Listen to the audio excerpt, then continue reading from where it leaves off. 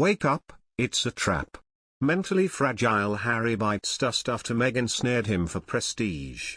It is the most explosive royal book of the year. Tina Brown, the well-connected former editor of Vanity Fair, Tatler, and The New Yorker, spoke to 120 sources for her account of the firm's past 25 years. When Meghan Markle first met Prince Harry, she did not see him just as a potential lover but the solution to every problem she had. At 37, she was a woman famished for prestige, frantic for validation.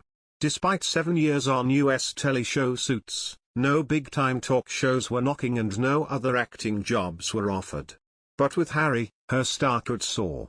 In her new book, Tina Brown writes, the morning after their first date, she spoke about Harry to a girlfriend as if he were a hot submission from her agent. Do I sound crazy when I say this could have legs? It is one of many nuggets unearthed by Brown. She describes the Sussexes being drunk on the shared fantasy of being instruments of global transformation and quotes an aide who describes their mutual addiction to drama. According to the author, when Meghan met Harry in the summer of 2016 she was relentlessly trying to be taken seriously as an actress, humanitarian and taste-maker. Suits producers loved her because she never turned down a promo opportunity. She asked publicists to place stories about her in the British press, lobbied for a minor speech at the UN and set up lifestyle blog The Tig, modelled on A-lister Gwyneth Paltrow's Goop, which had become a dragnet for luxury freebies. Harry was at a crossroads, at loggerheads with brother William, who he felt was hogging the best briefs, like Africa and conservation. Brown claims the princes had Olympic rows over wildlife charity the Tusk Trust, of which William had been patron since 2005.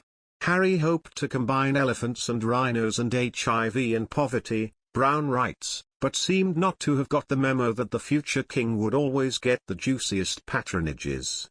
Harry's romance with Cressida Bonas ended in 2014 after she got fed up with his moaning. She wanted a normal relationship but, Brown writes, Harry's aversion to the press made that impossible. She reports, Harry would walk 4 paces ahead of her, instead of holding her hand. When they went to the theatre, he left at the interval to get out without a hassle. She was either being dragged through the streets being yelled at or ignored while he threw a hissy fit.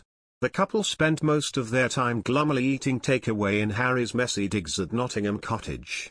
When they were invited to his friend Guy Pelly's wedding in Tennessee, US, Brown reports that Cressida was horrified when Harry casually told her his office had bought his ticket and she should arrange her own. Brown reveals it was Cressida who first advised Harry to see a therapist and he went to MI6 to help him find the right person.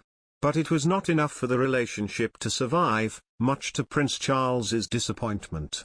A source recounts to Brown how Charles told them at a party, I don't know what to do about Harry. We so miss Cressida.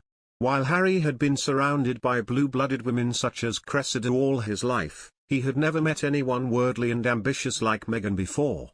Brown quotes a friend who says he was in a trance from the moment they met at London's Soho House in July 2016.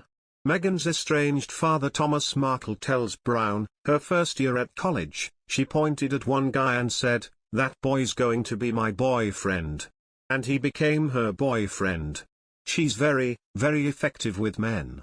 For their third date, Harry whisked Meghan to Botswana, in Africa, which Brown describes as the royals' go-to hot and heavy glamping retreat.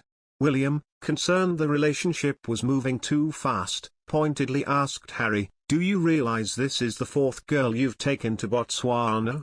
Though William was concerned about Harry's mental fragility and how he might handle scrutiny of the new romance, nothing would dissuade him.